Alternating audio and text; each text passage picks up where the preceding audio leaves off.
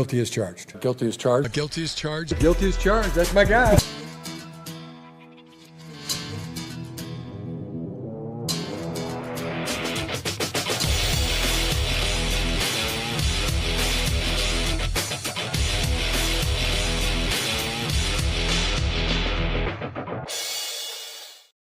Hey, what is up, everybody? Welcome to the Guilty as Charged podcast. My name is Steven, coming to you live on a Thursday evening. Excited for this one. It's our first mock draft of the cycle. Have been cramming in a couple other prospects here and there. First day of combine testing was today, so it's right on cue here. I'm excited to get to all of that with my good friend Tyler. Tyler, what's up, man? How you doing tonight? Doing well. It's nice to see that the athletic players are athletic and the ones that maybe aren't as athletic, but been good so far. Very curious to see how the rest of all this goes. Some good numbers came in for us, and for most of us, I think it's just a tiebreaker. I don't lean too much into it. It maybe drives my round 7 selections, but that's about it. Yeah. And the testing is always kind of a backup for the film, or are you missing something kind of thing. It's it's just like an extra check mark here. Obviously, like if you're watching Caleb Banks, you know that he is a large human being, and so when he shows up as a large human being, you're like, okay, checks out. Sonny Styles though, man, like just incredibly freakazoid. 43-inch vertical jump, 43.5-inch vertical jump is insane for a guy over 240 pounds. It's insane, period. But for somebody who weighs that much at 6'5" is crazy. I saw a highlight cutout of his high school basketball tape, and I'm not so sure he's playing the right sport, man. He might have been better on the hardwood. Yeah, no kidding. More guarantees over there, at least. Yeah, more money for sure. Mm-hmm. All right. Before we get to that point, of course, got to give a quick shout out to our friends over at PrizePicks, the best and easiest way to consume daily fantasy sports. PrizePicks has you covered in whatever sport is, your time of choice at that particular season. Obviously, right now we are through football season. The NHL is back. The NBA is in full swing. College basketball is, right at the peak of college basketball, and PrizePicks has you covered whatever way you want to get in on the action. PrizePicks is so simple. All you have to do is pick 2 players in multiple statistical categories. I always struggle with that one. One day I'll get it. Anyways, and then that's it. That's all you set your lineup. Obviously, with the NFL, we're a little bit more familiar with that. But I've found that rebounds are kind of an easy victory for you in the NBA, especially when it comes to, like Luka Doncic and Giannis and stuff like that. So definitely encourage you guys to go check that out. PrizePicks is now available in over 45 states, including California, Florida, Georgia, and Nevada. Obviously, we encourage you to go download the PrizePicks app today. Use the code GUILTY to get $50 in lineups after you play your first $5 lineup. That's code GUILTY to get $50 in lineups after you play your first $5 lineup. PrizePicks, it's good to be right. All right, before we get into our mock draft, we did briefly want to touch on the NFLPA report cards that came out this afternoon. The Chargers overall ranked 15th in terms of the voting from the players on the team. Just going through some of the grades in terms of the treatment of families, which is like, seats on game day, travel arrangements, stuff like that. Chargers got a C+. Home game field, Chargers got a C. So that was a little bit of a surprising considering the brand new stadium. Food dining area was a B+. Nutritionist, dietitian, A-. Locker room, A-. Training room, A-. Training staff, A-. Weight room, A-. Strength coaches, B. And then this is where we'll get into some of the actual coaches. The position coaches got a C+. Greg Roman, specifically at offensive coordinator, got a D-. I believe that was either the lowest or second lowest. Jesse Minter, departing Jesse Minter, A+. Ryan Ficken got an A-. Jim Harbaugh got a C+, which was actually 30th out of 32 head coaches. And then Joe Ortiz got a B+. And then Dean Spanos and the ownership got an A-.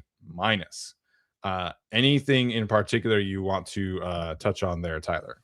I think we have to open with the Jim Harbaugh of it, because that's the one where I think Chargers fans, if you guys say, hey, like of the 32 head coaches, rank Jim Harbaugh, I feel like most Chargers fans would put him in the top 10. It's unfortunate that for a second year in a row, Jim Harbaugh, at least in terms of how the players seem to feel about him based on the report cards is not scoring super hot. Last year, he was, I think, 30th out of 32 or 32nd out of 32 in a couple of categories, most notably just time usage, you know, and being receptive to feedback, or I guess not as receptive to feedback. So that's unfortunate. You know, you and I had discussed, I think before Greg Roman was fired or right as he was fired, one of the two, that there wasn't super hot feelings towards a lot of this offensive staff. And I think Jim Harbaugh is looped into that and a part of that. And of course, the Greg Roman of it all being a D- is not a surprise. You know, it's really funny to look back on the season and how much we were just like, dude, this has to get better. This stinks. And I feel like right before the playoffs, there was some optimism among Chargers fans. Like, you know what? He's a winner. He wins games. People responding to him. Harbaugh likes him, whatever. And then just wheels fell off in the playoffs, and everyone just it just feels like now people are kind of catching up to like, this guy just kind of sucked at his job. And the players seem to think the same as well. The numbers backed it up. The on-field product backed it up. The players, how they felt publicly, backed it up. And now we're seeing kind of the private results of that. Was surprised, not in like in a good or bad way, I guess, just that Ficken got an A-. It wasn't the best year for special teams. And not always, these grades don't just mean how good was the unit, how bad was the unit, you know. Right. But Ficken, as far as I know, is a great coach. It seems like a great coach. I actually like listening to him at the podium. But when it comes to these grades, you know, Minter, love listening to him at the podium. By all accounts, a great human being, great coach, loves football. Ficken, I love listening to him at the podium. I guess it's not a huge surprise that the guys I don't like listening to the podium are also the ones who scored the worst. And that doesn't mean they're horrible human beings. I just think part of this is communication. Part of this is relationships.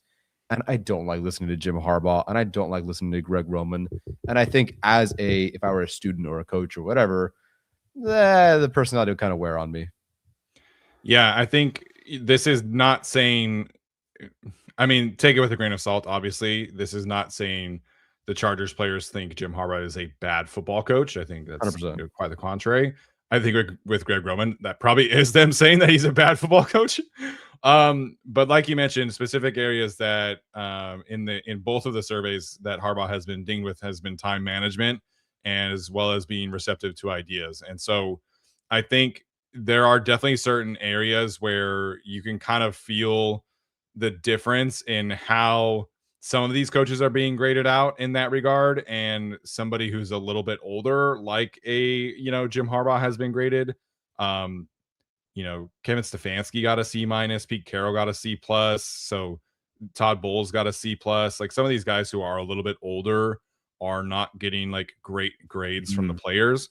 You look at a lot of the guys who are very high on the list, obviously Sean McVay, Dan Quinn got an A+, and so Dan Quinn's not like a great head coach, but everything that we've ever heard about Dan Quinn is that he is like first and foremost relationships and being able to, pull the best out of players in that regard, and, honoring their time and honoring their wishes is like his main thing. So that's not a huge surprise.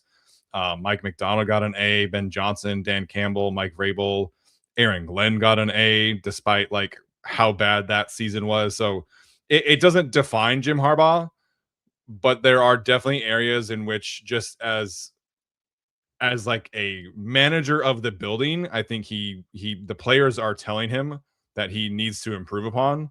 And specifically with team meetings, that's like the main thing that has been reported and that I've heard, is that his meetings just kind of tend to drag on and on and on. And like, there's not a lot of coherence sometimes in those meetings, which kind of checks out, like you mentioned, based off of like press conferences. So doesn't mean Jim Harbaugh is a bad coach.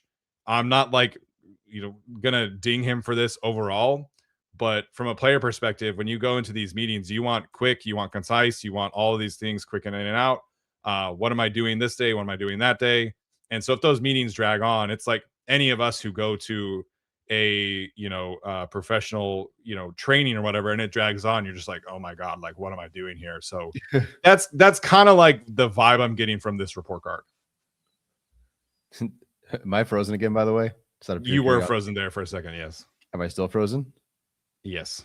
Gosh dang it. I tried. I was just a little curious if the stream was different. Anyway, someone was asking what grade Mike McDaniel got. Was that, he was like a B something? He was like an A A minus. He was top 5, I think, the previous year, but not as good this year. I'm pretty sure. I now am can't open not. other tabs without freezing. Let me pull up the Dolphins again. All right, the chat's saying it's a B.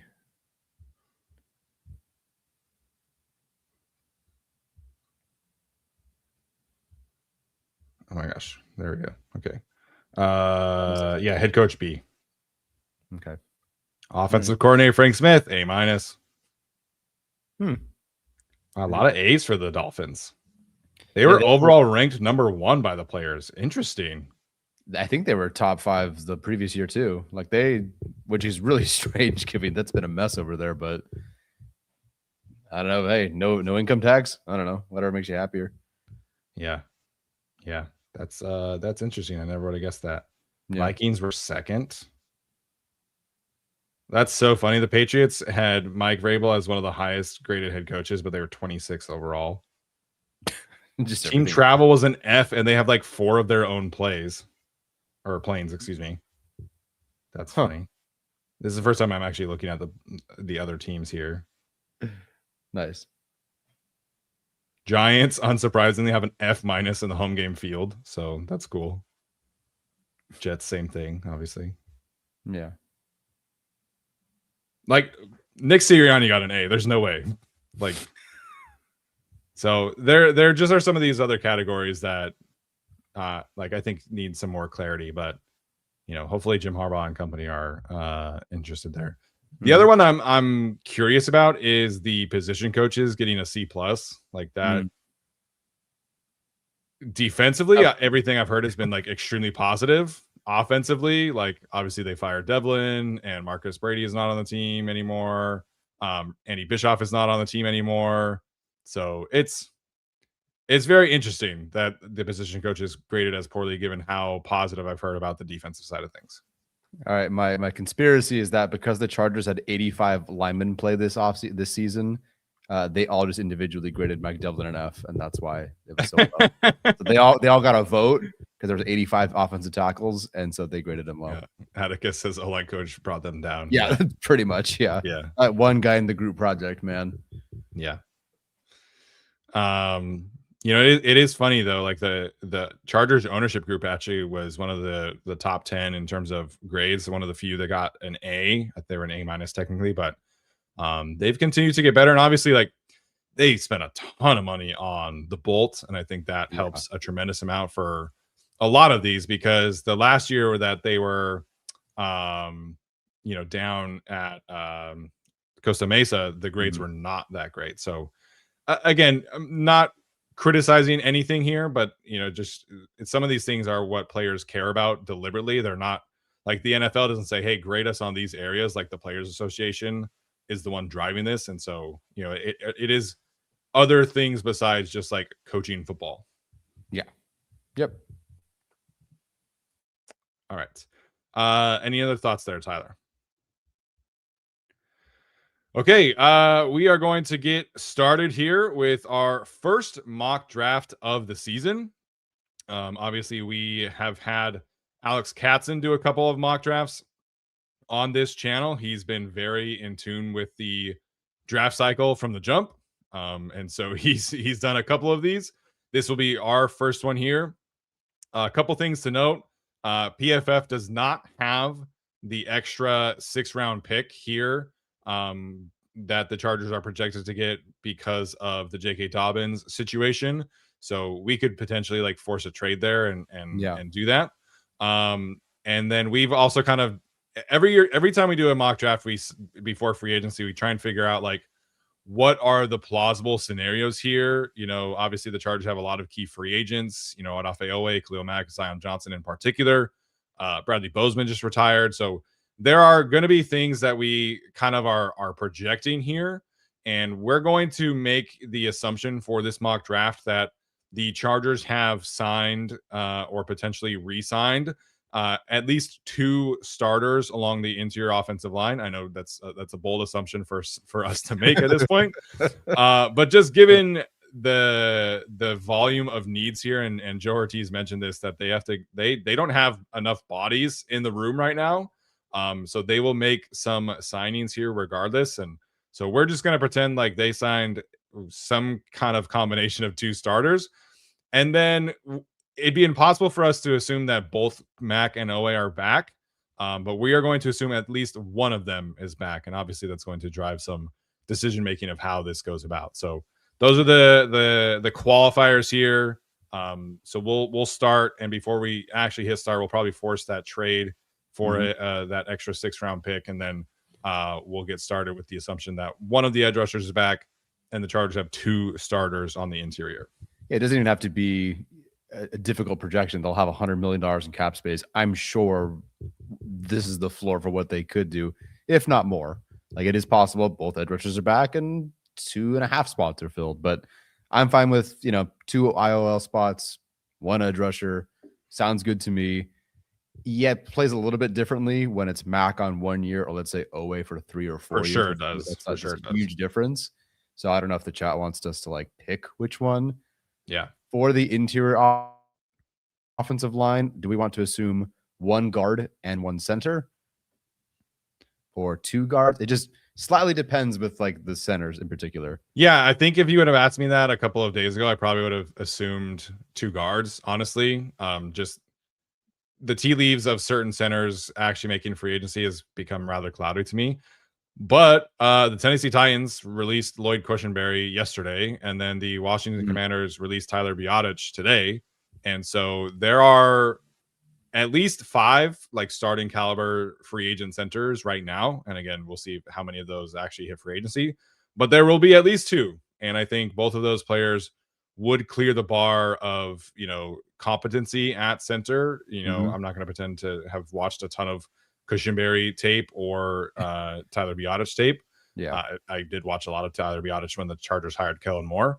But either of those players are better than Bradley Bozeman, and they will not count against the compensatory pick formula because they have been cut.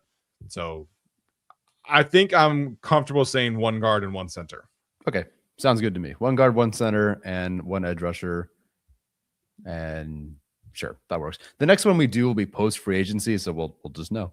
Yeah, it'll be a lot easier. But we wanted to get this out here before free agency and just kind of like have these conversations, especially with the combine coming up here. Yeah. Okay, so let's do a trade to get that extra 6th round pick. Go to the Steelers. The Steelers, okay. Yeah, the Steelers have 214. Not that I've done one of these before. Okay, so I'll just do 214 for like 7th round next year. Sure.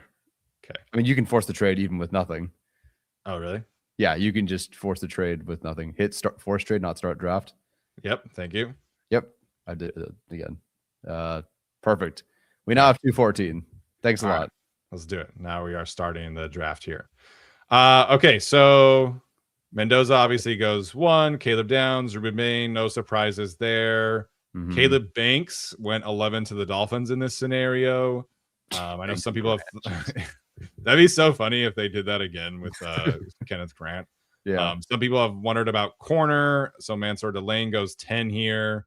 Jermon McCoy goes 13. Avion Terrell 15. It's very corner heavy.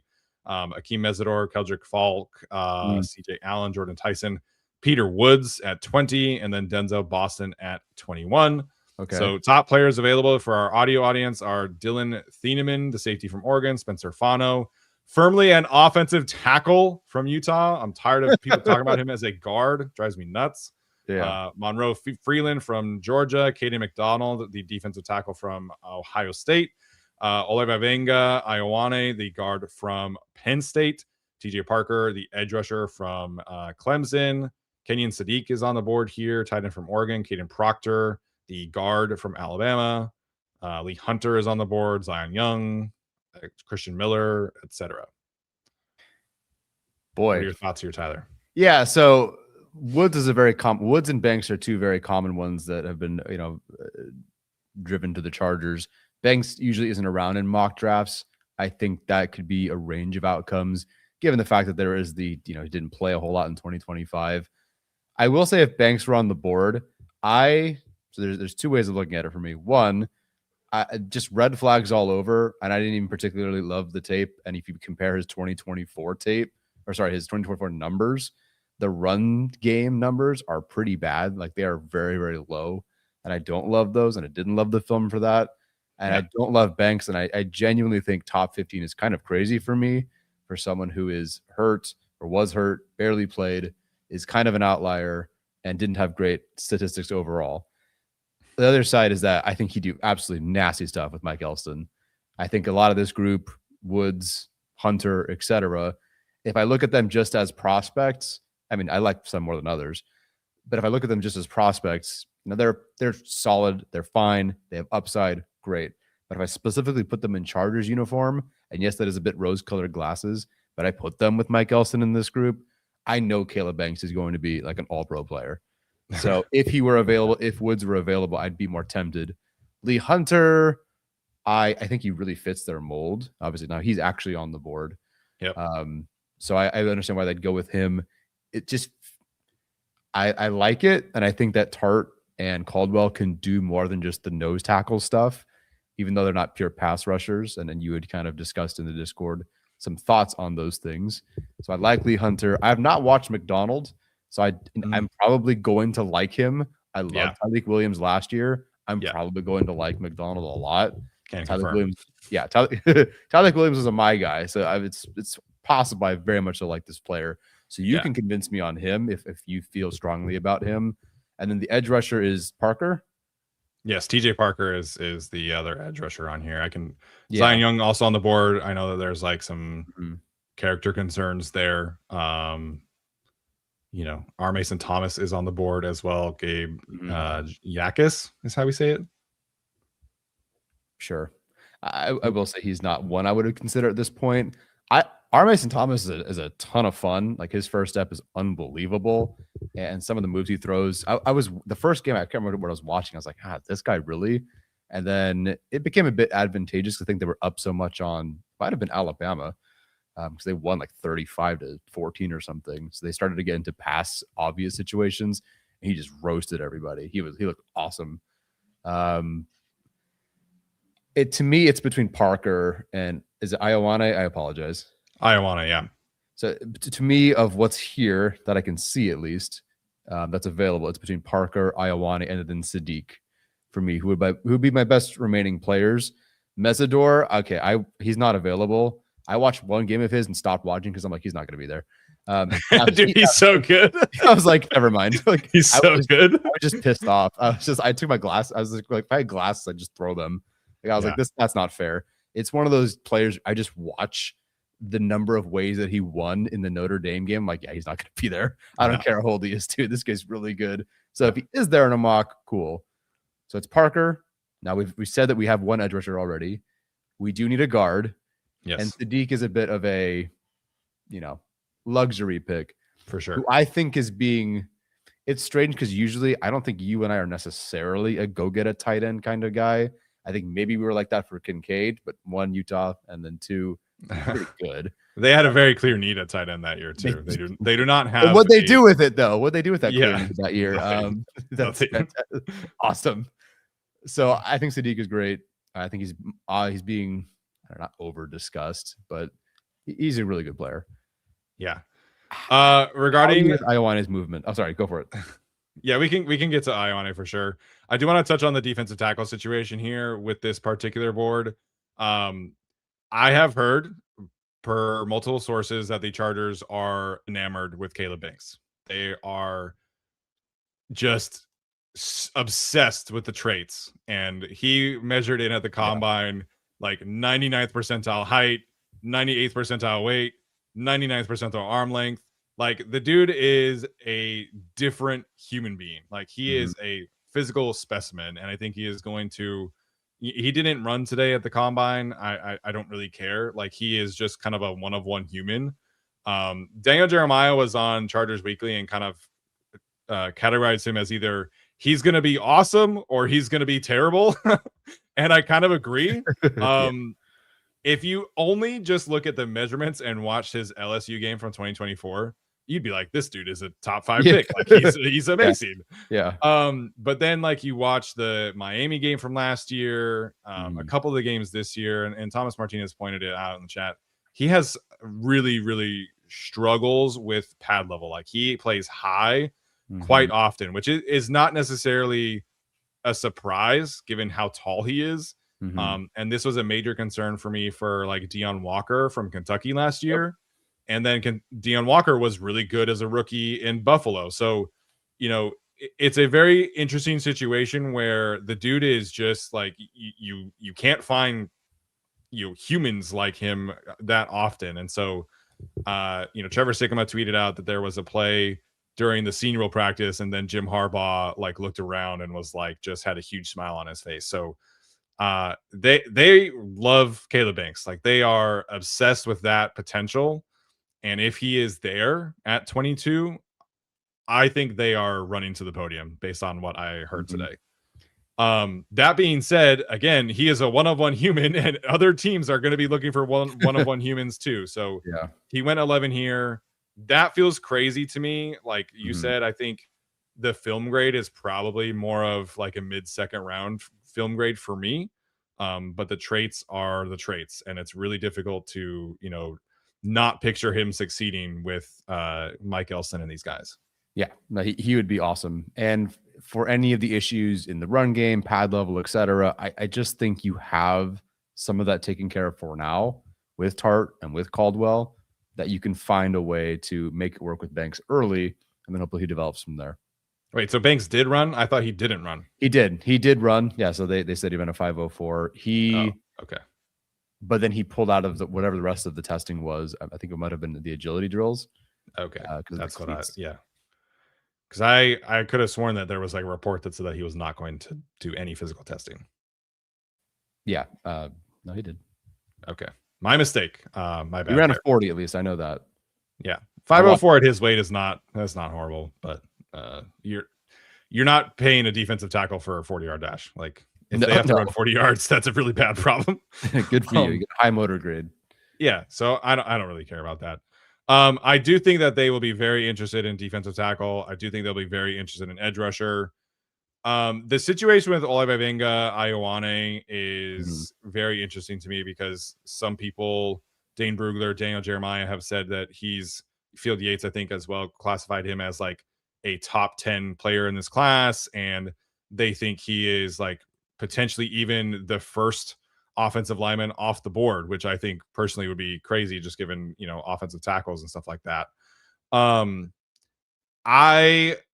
not personally crazy about the fit with Mike McDaniel. Like I do think that he's not a bad athlete, but my biggest concern is really just not about him as a player. It's overall like, how do you maximize a guard in the first round? I think Ioane can fit in the scheme.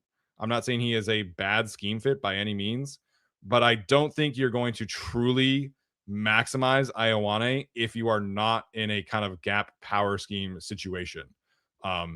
That's my read on the player. The film is incredible. Like he very rarely makes mistakes. He is always in the right position. His pass protection reps against the Oregon defensive tackles and as well as the Ohio State defensive tackles, all very good players, all unique, you know, pass rush productivity profiles in their own right. I think I saw Ioane lose like 1 rep against, you know, that whole group. And so he's always under control. He is the motor is always running from a run blocking perspective. Like he blocks through the whistle so many times. And it sounds like he is an A+ character. Like obviously there was that clip that went viral of him, you know, helping out the equipment manager, you know, carry the thing up the hill. So he checks a lot of boxes. I just have, after the Zion Johnson situation, I have my questions about if you take a guard in the first round and you're not truly maximizing his skill set, is it actually worth it to take that guard in the first round? Whereas in this situation, there are a lot of defensive tackles I like, who I know I can get the most out of with Mike Elston. There are some edge rushers on the board who I know I can maximize their skill set with this particular coaching staff. So it's just a question mark for me. I don't think he's a bad player by any means. It's just like that doubt in my head from trying to maximize a first round pick to the best of their ability. And is Ioane going to truly reach his potential in a system that is very predicated on wide zone? And I have some doubts about that. Do you my I guess my counterpoint to that is, do you believe the system exists next year, and as it currently exists, do you think it maybe sits in the middle, which I don't think so? Where do you see things moving forward? Because if he's their guard and it's McDaniel in their wide zone, McDaniel gets a head coaching job, Butch Berry goes with them, and Henley becomes a run game coordinator as well, and everybody gets a promotion. Shane Day sticks around, and then Harbaugh goes, that was great. This guy gets fired, and the best next available offensive coordinator is, I don't know who, but let's pretend he's like, I don't know, at Arthur Smith level. That's not quite the best comparison. But anyway, more of a Harbaugh style individual. Does it matter that for 1 year, he was not specifically in the best system for him? And would you consider that in this scenario, we have, I mean, let's assume the tackles are healthy. We signed a good guard. We signed a good center. Yeah. I think even though he's not maybe best suited for the run game of this offense, I think the maximization comes in the pass protection stuff, and that will matter more. Yeah, I think that's fair. I think Harbaugh wants to live in the Shanahan kind of world. I think Albert Breer mentioned that that if it wasn't Mike McDaniel, they wanted to get into this kind of world in some other way. So I do think that even if Mike McDaniel leaves, I think they'll try and stick in this kind of universe where whether that's like a quarterback's coach, pass game coordinator from, directly that is on San Francisco, somebody that's in Los Angeles with the Rams, somebody that's in, Houston, things like that. So I do think that this is where the Chargers are going to be living under the next few years with Jim Harbaugh, just because I think he has kind of realized that this is what the NFL needs. And he was on the Pat McAfee show saying about how he's been learning about how Mike McDaniel can put defenders in conflict. And he was talking about it like it was like this brand new concept, which is like not shocking when Greg Roman never did that a single time. So I do think that Harbaugh will want to stay in this kind of world.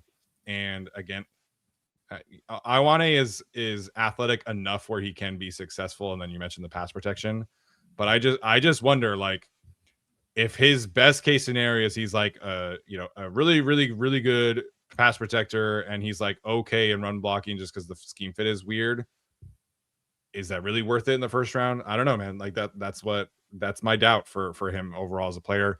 I also think he's going to be long gone just based on like how other people are talking about him. Yeah, I mean, he's the best, unless Maui Noah is a guard for someone. He's the best pure guard, and sometimes guards and centers do drift in the draft, but it's just not a great group up top, and this is the easiest thing. For what it's worth, I don't know where you're at, but the best available player just purely by board that I have is actually TJ Parker. You have Parker ahead of Ioane? I love Parker. I don't know if he's going to. I vacillate between him and Mesidor. As I haven't watched Bane, I'm assuming he's going to be higher, but I had Bailey. But of the two, I think Mesidor might be better on film, but I mean, he's going to be 25.5 when the season starts. And I know people are like, well, it doesn't matter. That kind of matters at that point. This isn't like Jared Verse where he was 24. This is 25.5. That's a whole different thing. He turns 25 before the draft, I believe. Yeah, he's turning 25, I think, in March or April. Yeah, I think it's like April 4th or something. Anyway, he's a good player. So I of the available players, think TJ Parker is the best on here, but we haven't talked about Sadiq yet. I don't know if that's where you're potentially heading. I think it's worth it to keep Herbert alive more than anything else. let the other four individuals and the fullback baseline and Hampton and Vidal and whatever they got to do, make it work. And when it comes time to sit back and block the interior defensive lineman in a pass rush, and someone tries to bull rush and collapse that pocket, Ioane is not letting anything through him. And I think that's just, he has a level of, now there's also some other players you can take later, but he just has the right kind of strain. And Brandon Thorne's repeated this a lot this offseason, and I've started to just try to use it more myself. Like the strain he can live with that you see with a Rashawn Slater, that you see with a Joe Weld. Yeah, his core strength is crazy. Yeah. Not that he's necessarily as good, but he's got a different kind of level than some other players later on, clearly. My vote is Ioane, and I didn't think I would go that direction. And I literally just watched him an hour and a half ago. But to me, one, they need a guard. Yeah. And I'm going to assume Basantis isn't there. Yeah. And I know there's players we like later. My vote would be Ioane, but if you wanted Parker or Sadiq, I'd understand that 100%. Or Lee. Yeah, I do think Lee Hunter would be in play here as well, for what it's worth. Dude is an absolute freak himself. Much lighter today at the combine than I expected him to show up at. So what are you weighing at? 318. Oh, I was kind of picturing like 330-ish, and granted, he probably slimmed down to like, I don't know if he'll play at 318, but it was a good weight. I think slimmer than I would have expected, but I love TJ Parker. I try and watch teammates, or the other day I was trying to watch the Duke offensive tackle, and I just couldn't stop watching TJ Parker, man. Like he's so good, and I think he is exactly the kind of edge rusher that this regime, whether it's the coaches or the front office, love. And the length, the size, the ability to stop the run, it's all like truly top notch for me. Parker and Ioane I have graded pretty similarly. For the Chargers specifically, I would probably say that TJ Parker would be higher, just because in this scenario, if Owe or Mac are gone, and if you're trying to like craft the best way to help your team, and we kind of did this last year where it's like, oh, we kind of trust Jesse Minter to work with less. Let's give Greg Roman some help here. Well, now it's the other way around where it's like, we kind of trust Mike McDaniel and Butch Berry to work with less. If they need to go get a second round guard or a third round guard, they can do that. Let's give the rookie defensive coordinator a pass rusher. I kind of think that's overall like the better team building process. But I also understand, like, we just watched Herbert get killed for an entire season because the offensive line was bad. So this particular board for me is like the toughest situation to wrap my head around, because I think I personally would go with one of the defensive linemen, whether it's Parker or Lee Hunter, for the Chargers. If Ioane is there, like, how can you not take him? Like that's my thinking with it, is like, if Ioane does fall to you, then I think you have to take him just because of what happened last season. If he were not here, I would be like, let's trade back. Like, this is a great defensive board. I'm cool with any of these pieces. If Ioane falls to you at 22, I don't think you have a choice, just based off of like how last season went. Yeah, I think I agree. In this scenario, do we want to entertain a trade back or just stick straight through? We can look at it. So the simulator has the Browns at 24, the Bears at 25, Bills 26, and then Falcons at 48 and Jaguars at 56 being the teams interested. Trading back a couple of picks, like it would help. I don't know how much really I would be interested in it. To me, if you're trying to trade down, I think you're targeting specifically like, after pick maybe 29 and below. I don't want to go like too far down into like the 40s. I think like, oh God, no. For content purposes, I hope the Chargers make a first round selection. But I think like if they traded down completely out of the first round, I wouldn't be like stunned, just based off of like how much they need other picks. Yeah, I think let's just stick and pick for this one. And look, if we trade back and get more 5th and 6th rounders, I don't know them. So we can get them, but I have no idea who they are. Yeah. So I think we're on the same page that we're taking Ioane here. I think if he's available, you have to take him. Sorry, do you have Parker graded pretty similarly? They have the exact same grade on my board, but they if I were just doing like a Charger specific board, I would put Parker higher. Yeah, I get that. Okay. All that to say, we're going to take the player everyone wanted us to take. Yeah. But I think it's worth it to explore all of the different scenarios. You have to. You definitely have to. All right. Let's take Ioane here then. All right. Round 2, pick 55. Some recent selections. So Lee Hunter did go round 1 for what it's worth, as did Christian Miller. That's the other thing to take into consideration for the defensive tackles, is like, it's a really good class at the top. I don't love it after you get to after these round 2 guys. So just throwing that part out there. Gabe Akis, R. Mason Thomas went in the 40s. Manuel Pregnon at 45. D'Angelo Pons, who I know Alex Insdorf loves, 50 here to the Lions.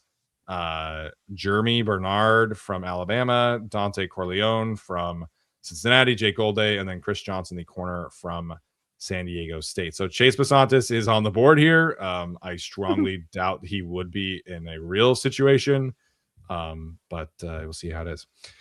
Some of the best players available here: Eli Stowers, the tight end from Vanderbilt, who I don't think is an actual tight end.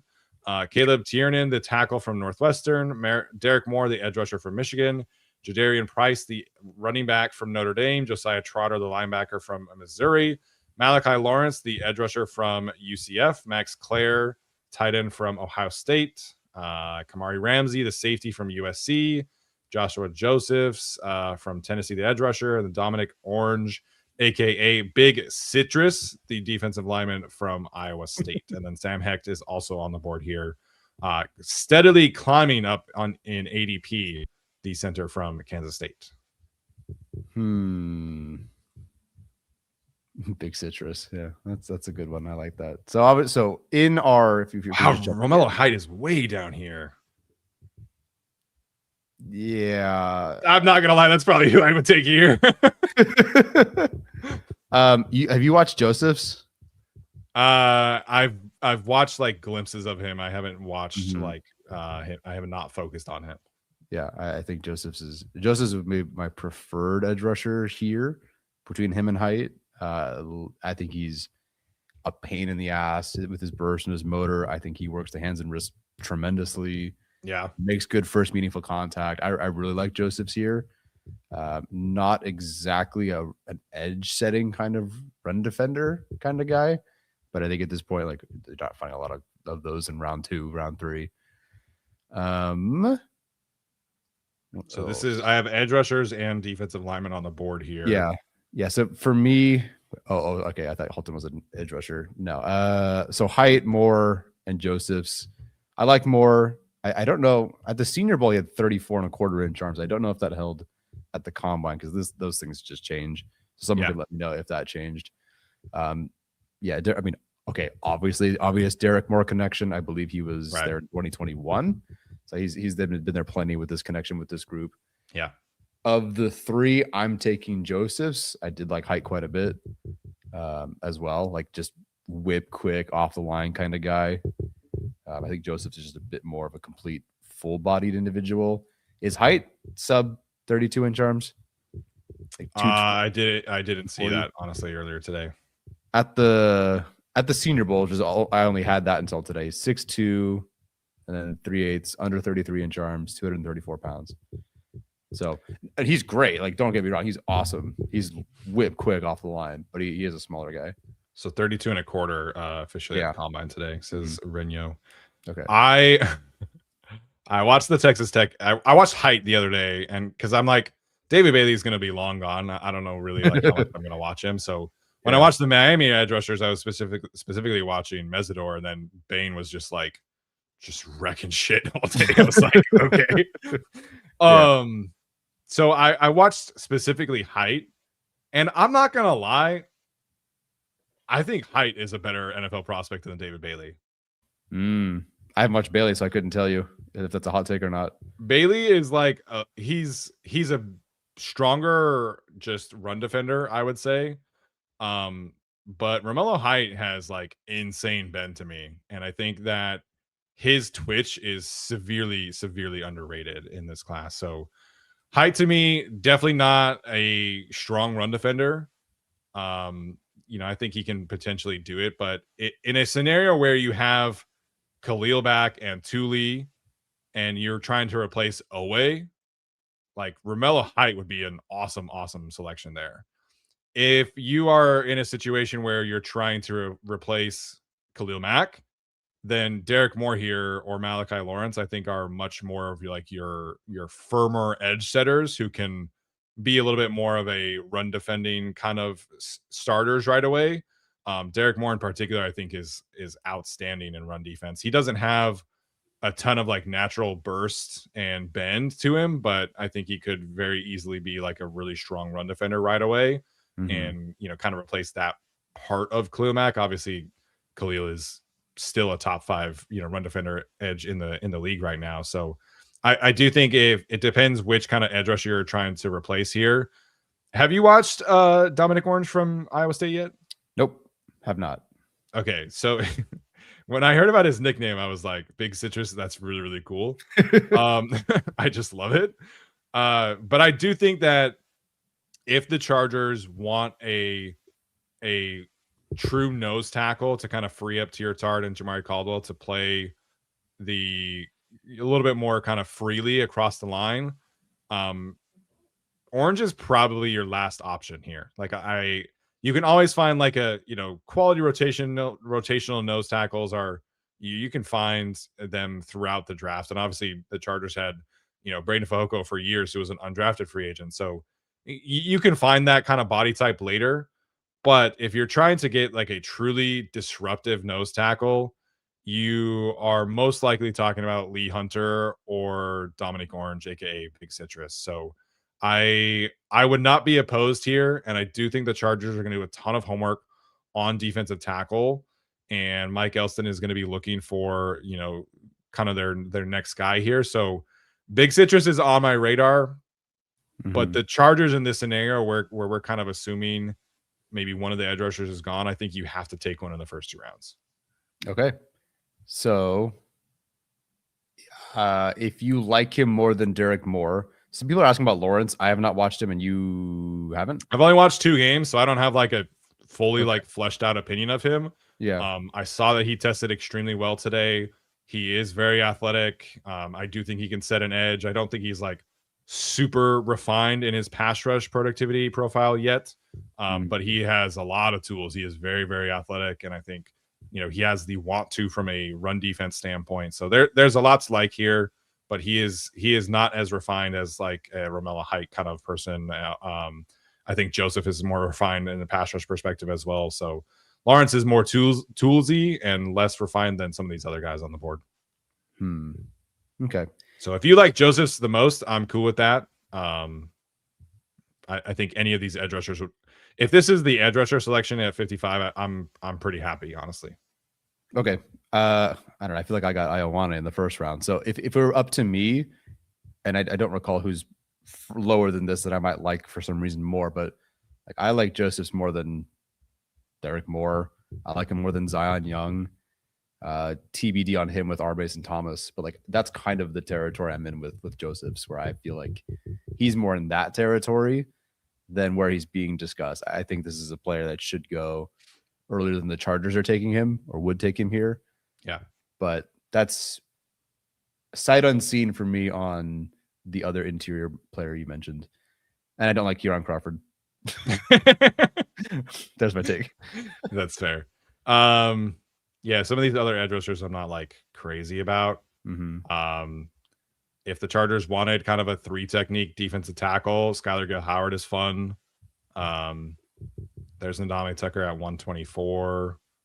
So there are some other options here, but to me, this is I would say Lawrence or Height would be my preference, but like I'm gonna have Height way. Yeah, I'm gonna have Height way higher than 71. Like I think that's too low. We can go Height. It's fine by me. The idea that we take an edge rusher or any interior defense or any defensive line player here is fine with me. If you want to go with Height, that's totally fine. Thomas Martinez, very relatable, very relatable here. Says Joseph's is such a pain in the ass to watch. Tennessee's freaking uniforms make reading the numbers such a pain. Yeah. I hate watching defensive linemen with a 9, a 6, or a 0 or an 8. It's like when it rolls up their back or belly. It's like I don't know if that's what I'm looking at here. Yeah.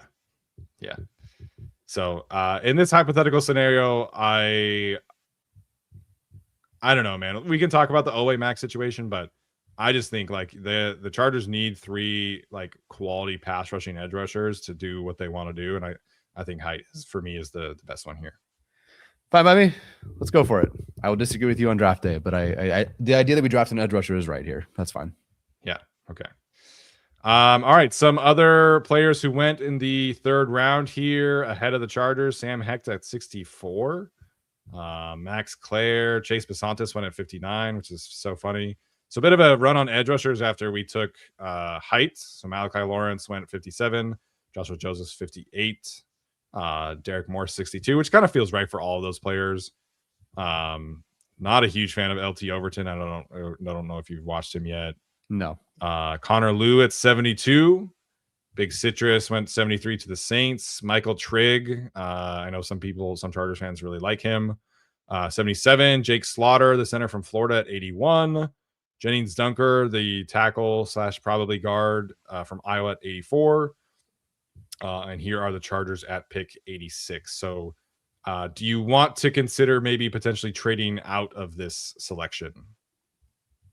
I don't know the name, so in theory, yes, but sure. If you want to, we can always just trade down at round 4 or something like that. I don't know. Or we don't have to trade down at all if you don't want to. Who's still on the board? Can we scroll down a little bit? So yes, Crawford, no. Zachariah Branch, the receiver from Georgia. Emmett Johnson, running back from Nebraska. You already said no on Crawford. Justin Jolly, the tight end from North Carolina State. Mm-hmm. Chris Brazel from Tennessee, the wide receiver. Kalen Rutledge from Georgia Tech, the guard. There's been some rumblings that he could potentially play center. I don't know how much I buy that. If we want to go defensive tackle, Daryl Jackson Jr. from Florida State is here. Mm-hmm. Haven't watched him personally yet. Have not got that far. Billy Schrouth from Notre Dame. Sucks. Potentially. Did you say he sucks? I hate watching Billy Schrouth. It might have been who he played.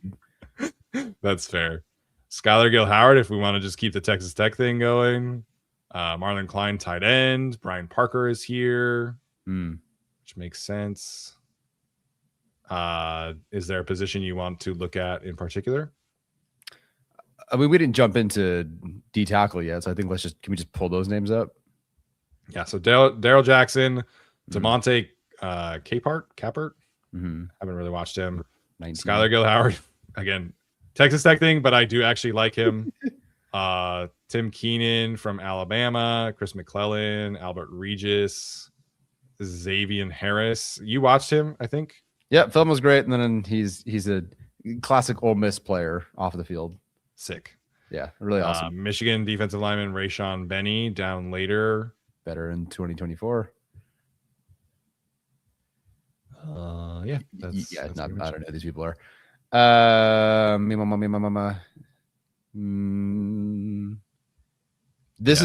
Jackson's more of a nose tackle too, right? This is my blind spot, so I couldn't tell you about Jackson, Capehart, Gil Howard, etc. Okay. Do you want to look at? You haven't watched any linebackers. I've watched like some in passing. Just for those wondering, Kyle Lewis, Tarion York, Keyshawn Elliott, Aiden Fisher, Trey Moore, Harold Perkins, etc. I know some people are going to be clamoring for a wide receiver here. Zachariah Branch, CJ Daniels, Chris Brazel, Antonio Williams, DeJon Stribling, interior offensive lineman, or I guess I can do tackles too. Mm-hmm.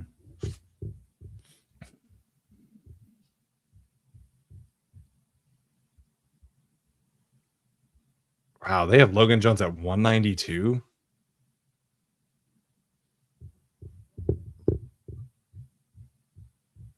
Where's Carver Willis? He's not even on the board right now.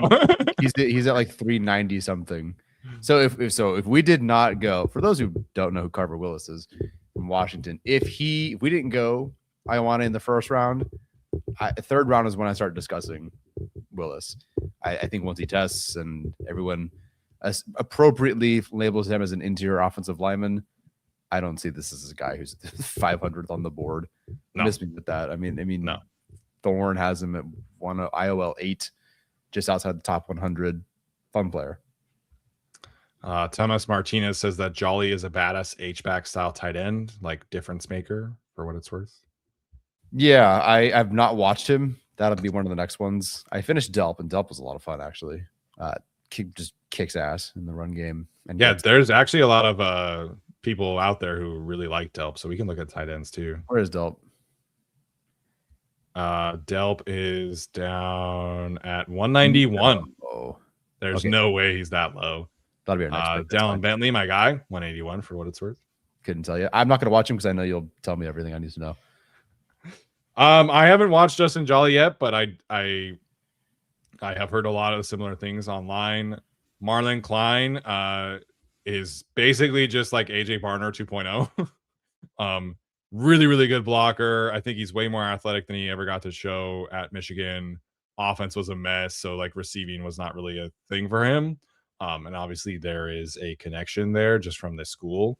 So tight ends I think is in play, but third round is probably a little bit too early for me.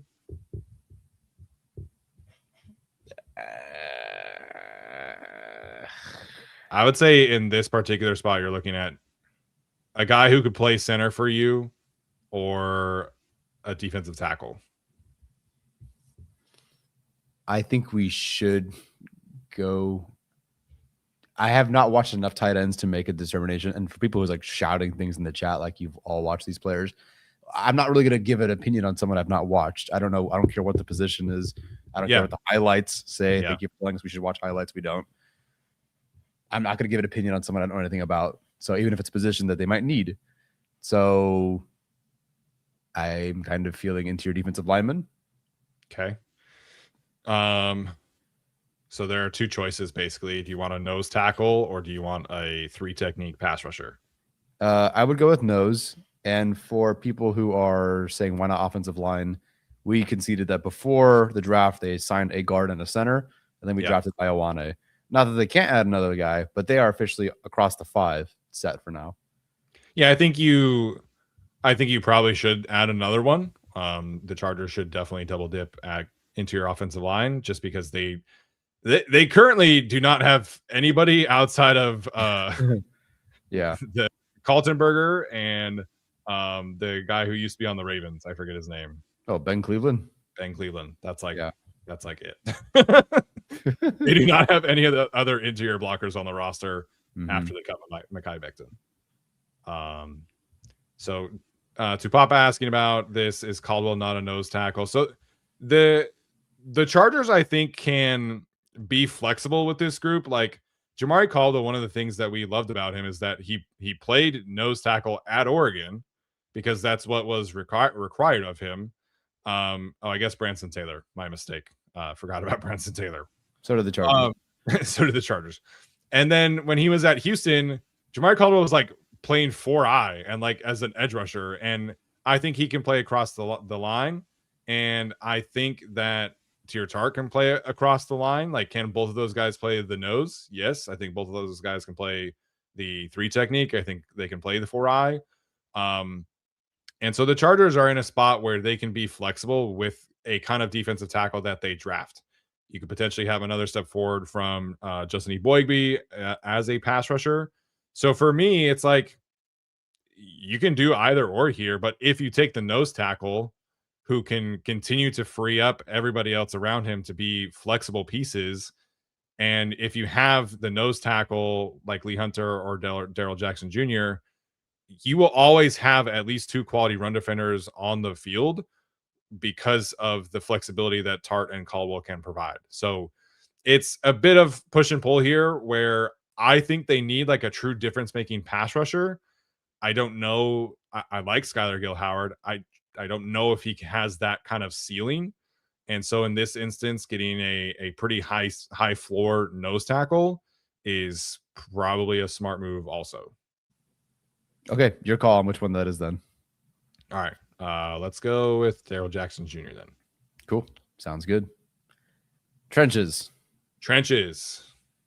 As is the case. So, okay, for our audio audience right now, we have Olay Bavenga, Ioane in the first round, Romello Height in the second round, Daryl Jackson in the third round. So a lot of trenches here so far for the Chargers, which I think is generally how that should go. Yep. Okay, Chargers at pick 123. Some players who have gone recently: Nicholas Singleton, the running back from Penn State; Bud Clark, the safety from TCU; Jalen Farmer, the guard from Kentucky; Skylar Gill-Howard, the defensive tackle from Texas Tech; Billy Schrouth, who I wasn't like super impressed. I don't think he was as bad as you do, but I was not super impressed. Cyrus Allen is a wide receiver a lot of people have talked about. I've seen online. He went. The other edge rusher from Michigan went. Justin Jolly went to 98 to the Eagles, so that sounds like they're kind of tight end for what it's worth. Kalen Rutledge went 92 to the 49ers. Zachariah Branch 88 to the Jaguars. Okay, so best players available: Marlon Klein, the tight end, Naname Tucker, the edge rusher from Western Michigan, Brennan Thompson, who some people think could potentially break the 40 record when he runs later this week, wide receiver from Mississippi State, Josh Cuevas, the tight end from Alabama. Who are some other players here that might be interesting? Eli Raridan from Notre Dame, the tight end. DJ Campbell, guard from Texas. Bo Stevens, the guard from Iowa. We know our guy Carver Willis will be here. Trey Lance's younger brother, wide receiver from North Dakota State, Bryce Lance, is here on the board. I actually do like Drew Shelton quite a bit. Swing tackle option for the Chargers at pick 162 from Penn State. So if we want to continue going trenches.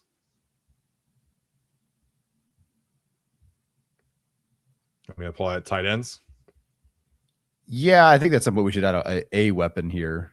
And I've only watched Raridan, which sounds like a Pokemon. And then Raridan or Raridan? I don't know. Rabidon. Whatever. Raridan. And Delp. I thought you watched Klein. Did you not watch Klein? Did I watch Klein? Oh, I did watch Klein. I thought he was like one of the first players you watched.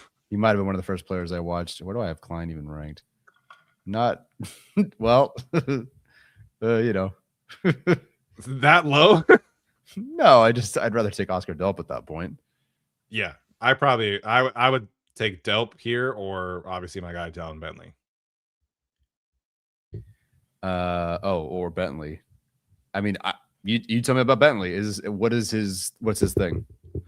So I think Delp is probably more athletic, but I think Bentley is a very, very well-rounded tight end option. He's not a poor man's athlete. Like, he can do a backflip standing up, and he'll jump well. I don't know if he's like super fast. He's not a crazy good yak guy, but for me, my favorite thing about him is the body control. Like, he is somebody who catches a lot of off-target throws, and actually, unfortunately for my guy Devin Dampier, had the highest off-target rate of any starting tight end in college football. So not a great Utah quarterback stat. But he's a really nice contested catch option, really controls the middle of the field very well. He can create yards after catch, but it's not really his thing. Mm-hmm. Just really, sturdy, steady over the middle. I try and avoid like Chargers comparisons because like they're always obvious, but like he did give me a lot of like Hunter Henry vibes, just like really, steady over the middle, good catcher, really nice blocker, not going to like be amazing at blocking, but he can definitely be very well rounded. I love Dallin Bentley. I would have Oscar Delp graded a lot higher though. Like, just athletically, physically, I think he's probably, honestly, like, he's probably my tight end too by a lot. Oscar Delp? Yeah. Wow. Okay. I don't think I have him quite there, but it's so much sight unseen with his role because he had to earn so much of the freebie, like, releases, delays, whatever. But man, blocks his ass off. He caught everything that I saw. I think his contested catch numbers weren't great, but everything I saw thrown to him, caught everything, and was an awesome blocker. Like, really, genuinely very good blocker, in my opinion.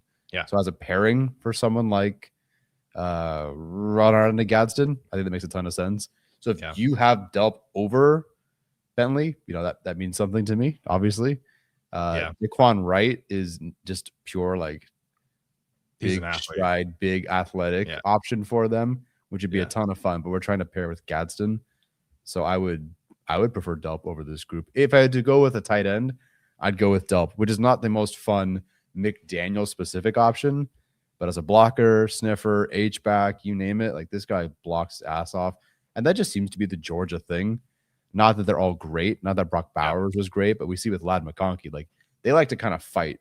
And I find that with Delp, and I find that very endearing. So tough to judge the receiving parts of it, but I mean, he field stretcher for them, blocks his ass off. I would be very happy pairing him with someone like Gadsden. Yeah, and for what it's worth, Ben Albright, who's nails a lot of the draft stuff and league wide intel, despite his interesting social media choices. He said that Delp has a lot of fans in the NFL, that he will go much higher than people think. So Riley Nowakowski would be kind of more of like your fullback tight end kind of hybrid later from Indiana if you want to wait that far. So if we take Delp, it's not going to give us a good grade, but I think this is a really, really good pairing with Oronde Gadsden. I think Bentley's a good pairing. A lot of the tight ends who went before this point, I was not a huge fan of. Like Michael Trigg, like there's a lot of athletic stuff there, but he has a really bad struggle with drops. The blocking is a mess. The blocking, the tight end from Ohio State, his blocking's horrible. The tight end class after Sadiq and in between these guys on the screen who are more traditional blockers, I'm just not a fan of. Like Eli Stowers reportedly hit like over 20 miles per hour multiple times this season. I just don't see it. Like I don't see that kind of athlete from what I watched. So for me, I'm a-okay taking Delp or Bentley here, and I'm the Utah guy, so we can kind of default to Delp, but sure. Yeah, Delp sounds fun. Let's do it. Oh, went the other way. Does anybody in the chat watch Delp? Because he didn't catch more than like 300 receiving yards. So I don't know if he's high on anyone's board. No. Okay, so the Chargers do not have a 5th round pick. So the Chargers are here. 2 more picks left in pick and the rounds 200. So we can go through some of the names here. Logan Jones went 194 for what it's worth. Trey Zune from Texas A&M, who you think can play center. Down Bentley a little bit. Caleb Proctor. I almost said Caden Proctor. I was like, whoa. That's funny. That'd be a big fall. Pat Coogan, the center from Indiana. Did you watch Coogan? From Indiana? Yeah. I think you and I kind of discussed him a bit. Solid. Again, you called him Will Clapp and so did Brandon Thornton, and you didn't know he did that. So yeah. Maybe a little more. Although I never watched Will Clapp, the younger Will Clapp, the rookie. But yeah, can you actually show running backs? Is Mike Washington there? Because I think he's shouldn't be there. But I'm just very curious if he is. No. He must have just gone in the earlier group. He was there in the last round, but this is pretty far.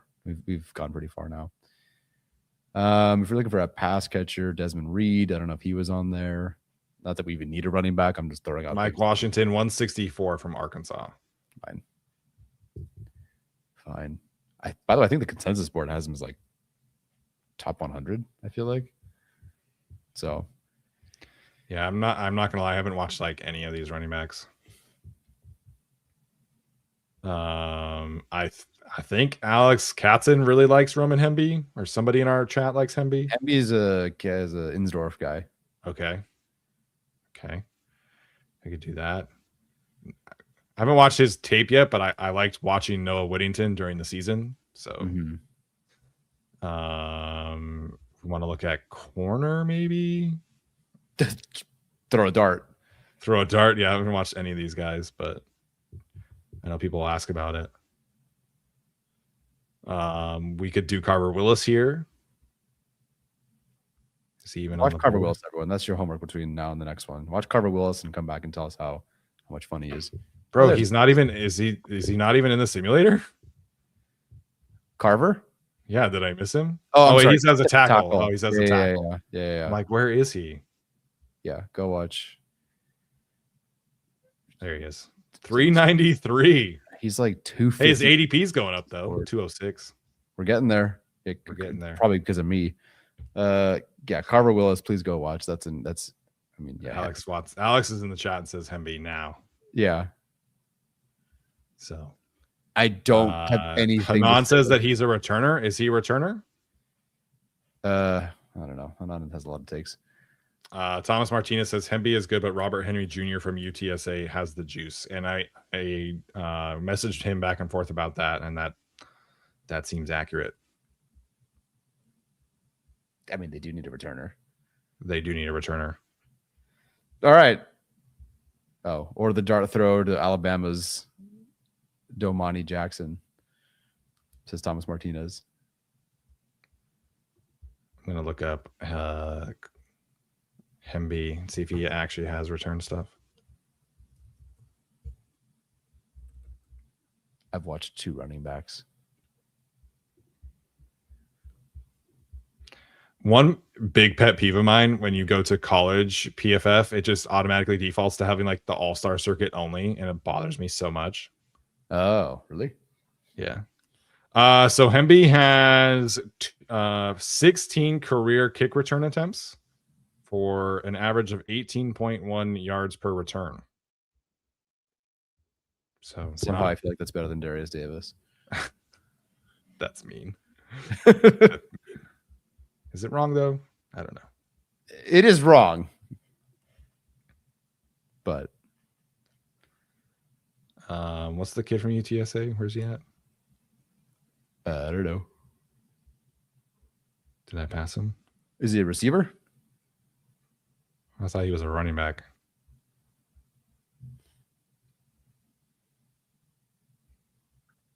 Well, either he went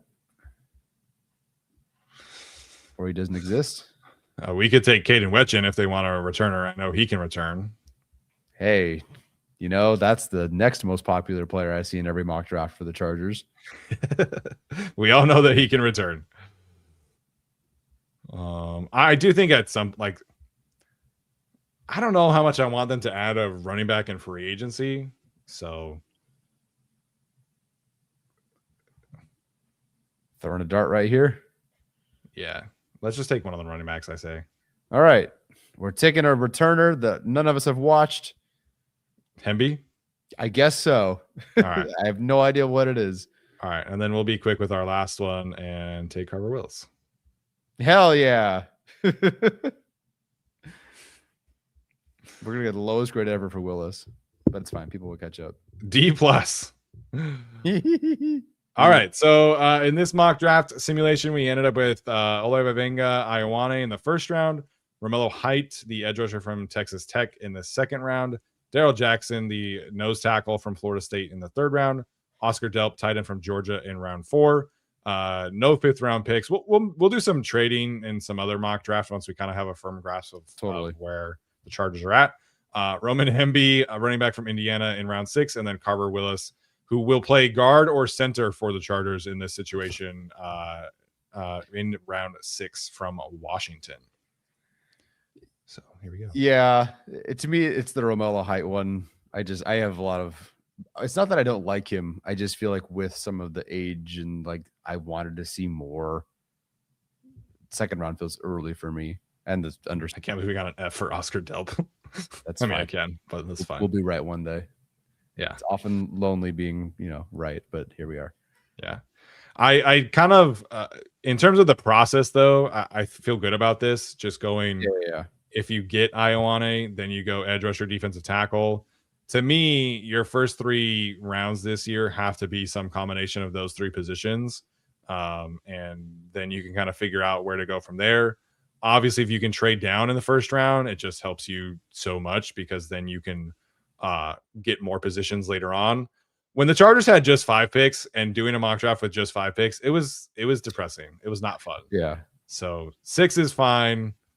If they could get to like 8, that would be amazing, and I would be happy with that. Yeah, that'd be awesome. The process is we wanted trenches, probably 2 defensive linemen in some way and an interior offensive lineman, or 2 interior offensive linemen and a defensive lineman. And we accomplished that in the first 3 rounds. We'll have to watch Jackson. We'll have to watch some of these other people that everyone in the chat has watched several games of. So I'll have to get their intake and input on which games they watched. But as far as the process of the 3, guard, edge rusher, D tackle, I'm happy. And then Delp, I'm a fan of. We'll be right about Carver Willis being better than. Look, I can at least definitively say he'll be better than the 400th player in the draft. Yeah. 393 is crazy. But again, a lot of people have him as like a true tackle, which is just I did not look at him for more than 2 minutes and think, yeah, he's not a guard. Like he should be kicking inside for sure.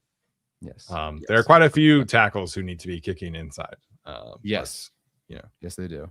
some good options there in that regard. So, All right, you guys, that's going to do it for our mock draft. We'll hit on some super chats before we head out for today, and then we'll close out for tonight's show. Cool. T4 wants to know who were the top 5 and bottom 5 head coaching grades. I think we kind of went over that a little bit. Bottom, it was Pete Carroll, Stefanski, Harbaugh. I forget after that. I think those are the bottom 3. Let me pull up Ari Mero's tweet again. Top 5 was Sean McVay, Dan Quinn, Mike McDonald, Andy Reid, and Ben Johnson. That's just how he tweeted it out. Those guys are all. So McVay and Dan Quinn are the only 2 who got an A+. And then McDonald, Reid, Johnson, Dan Campbell, Mike Vrabel, Aaron Glenn, Kevin O'Connell, Nick Sirianni, and Mike Tomlin each got A's. So a lot of ties there. Kevin Stefanski was the lowest graded coach at a C-. Giants had a C, and then Pete Carroll, Jim Harbaugh each had a C+, and then Matt LaFleur and the Titans coaches had a B-. So that was the coaches. Okay. Landon wants to know our thoughts on Tyler Biadasz. Where would he rank for centers? Yeah, I don't know. The player that is cut that won't count against the comp big formula is very much up their alley, but I have no thoughts on him whatsoever. I didn't scout him. Yeah, I think he's fine. He's an above average pass protector. I think he's like probably solid at best as a run blocker. But he has played a lot in this kind of schematic world. And Anthony Lynn, who has a lot of his roots in the Shanahan system, was the run game coordinator for the Commanders. So a lot of potential overlap there. I still, you're not ranking him ahead of Linderbaum or McGovern. I think I probably have some question marks about that next group, but I think you could put him in a similar tier overall as Cushenberry and Cade Mays, just kind of more on the unproven side, not spectacular options, but probably at least average starters, which for the Chargers would be a pretty big upgrade. Cool. Colin Camp wants to know, what are the odds Andre James gets the nod next year? 0%. 0%. I wouldn't be opposed to him bringing him back as the backup, but they never once considered him as a serious starting option. And you know, there is some consideration that maybe he might better fit Mike McDaniel's scheme as opposed to Greg Roman's scheme. But if it didn't happen at all during the offseason last year, I would be stunned if that were the case. Yeah. Christian wants to know, who are the most famous Chargers players you've met? Were they all good interactions? I mean, define met, I guess. I mean, we've been in this vicinity and said hello to a LaDainian Tomlinson or a Justin Herbert, but it's not like we've talked to them, yeah, or, you know, stuff like that. I didn't have the best meeting vibe with Eric Kendricks when we interviewed him.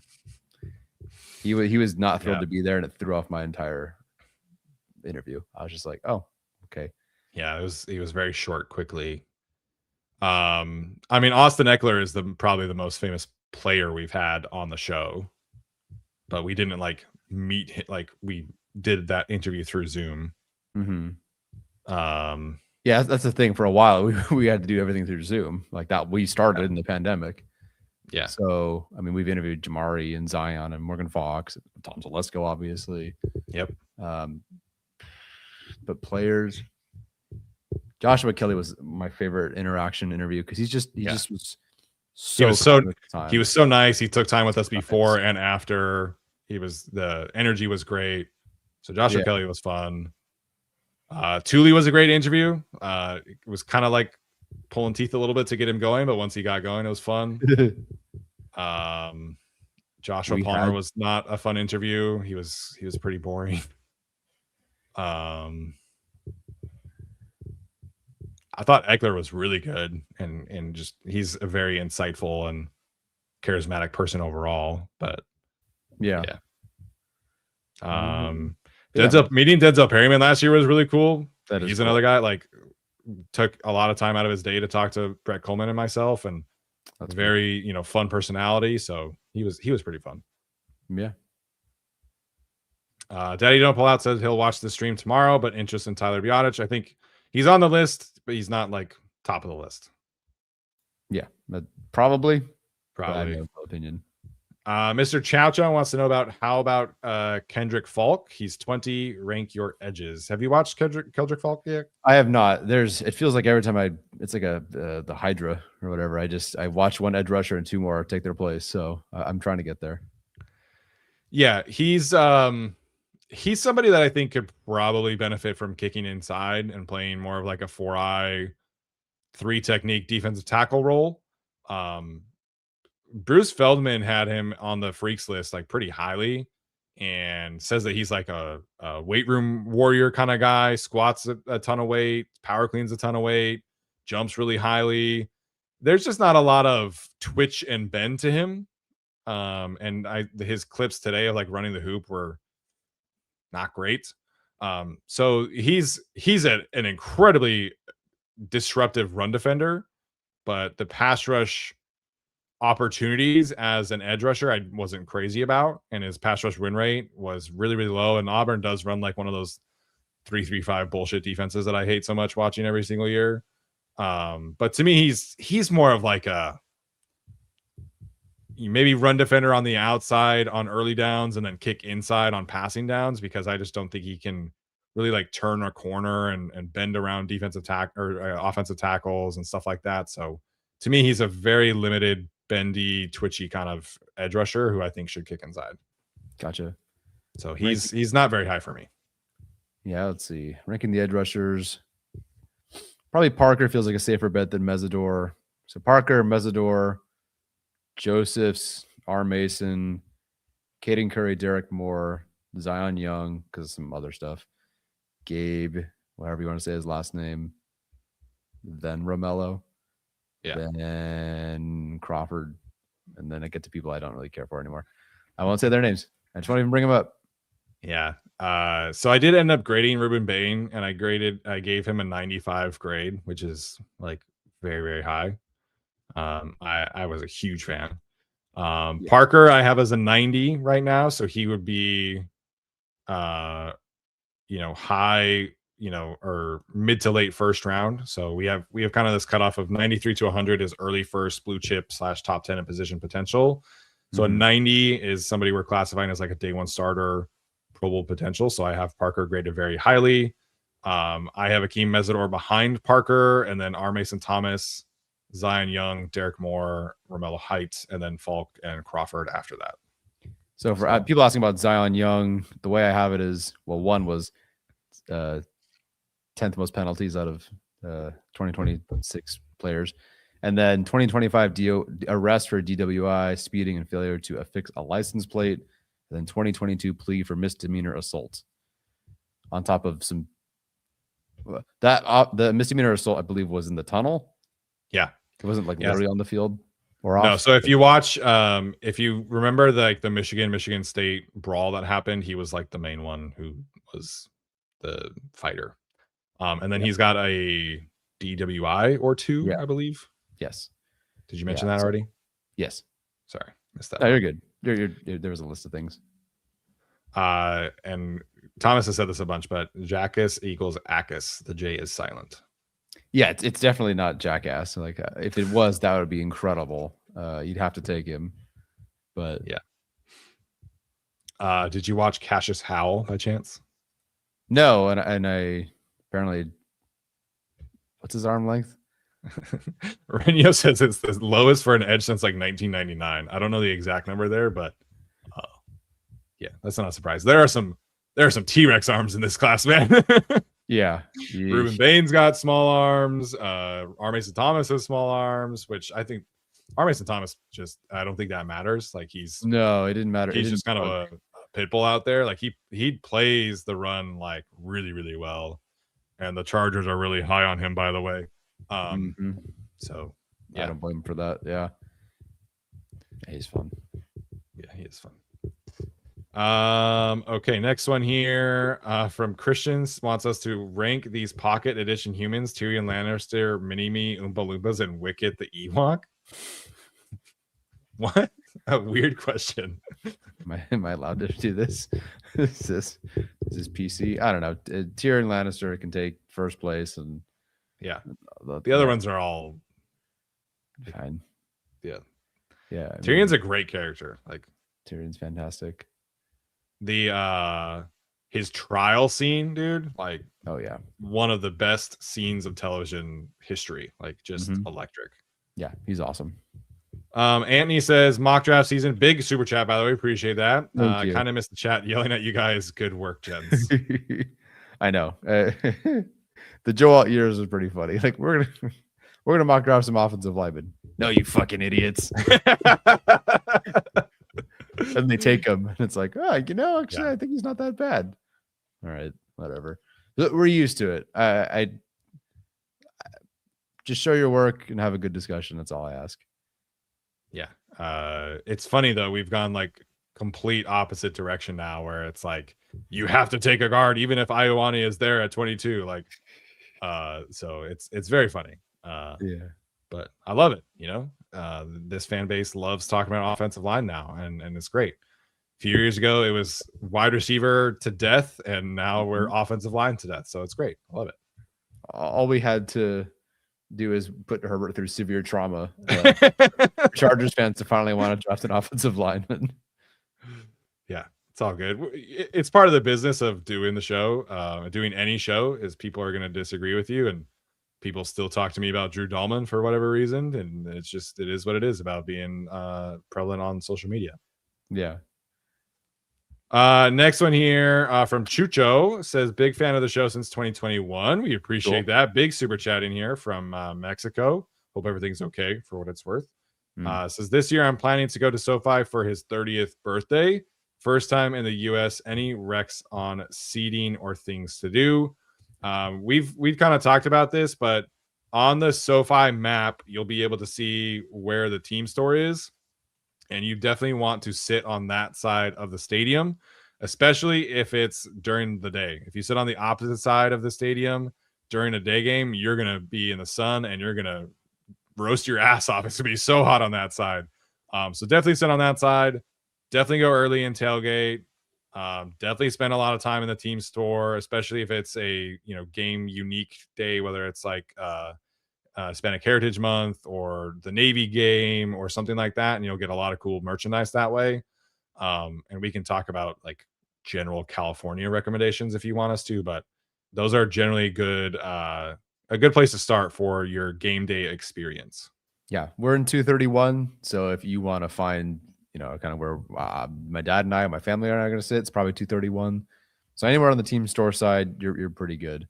Parking, if you can afford it, it's worth parking in the area. Don't park like in someone's driveway, even if it's cheaper, but you might not have a car when you come back. Not trying to stereotype the entire area and say Inglewood's a dangerous place, but Inglewood at night is not necessarily the place I'd want to be. Yeah. If you don't want to park in SoFi's parking at the Forum is usually okay.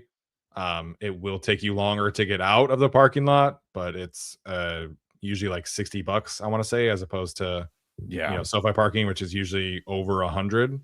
So those are things to look at. But yeah, definitely recommend spending a lot of time in Southern California. We can message back and forth about like food recommendations and stuff like that, but check out Newport Beach, check out anything in Irvine. If you want to go to Disneyland, go to Disneyland. So Southern California is an amazing place to check out. So definitely go see as much as you can, go to the beach, stuff like that. Yeah, maybe find us on social media and ask and give us some specifics. It's like, where do I go in Southern California? It's like, what do you want to do? That's the other thing. Yeah. Hugo says Inglewood always up to no good. Yeah. I think that was our last super chat. Yeah, it was. Okay. All right. Parking at SoFi can be cheap sometimes. If you're going for like, when Brooke and I went to the Jaguars game after Herbert got hurt, we paid like $25 for a parking pass. They paid you. But yeah, they paid us.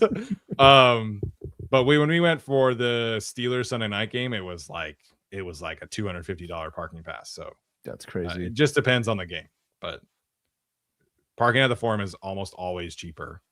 So get some steps in. And if the Chargers lose, you can kind of vent. Yeah. There you go. There you go. All right. Hour and a half on a Thursday. Tyler, any final thoughts before we head out? Let's get out of here. Enjoy your weekend, everyone. All right. Yes. Definitely have a great weekend. We will be back next week on our usual rotation. We'll have some more free agency stuff, draft stuff coming your guys' way shortly. Going to be a fun off season as the Chargers have a lot of cap space and all of that good stuff. So really excited about where this off season is heading. It'll be very interesting, and we'll have all of it covered next week and beyond. We appreciate you guys so much. As always, bolt up.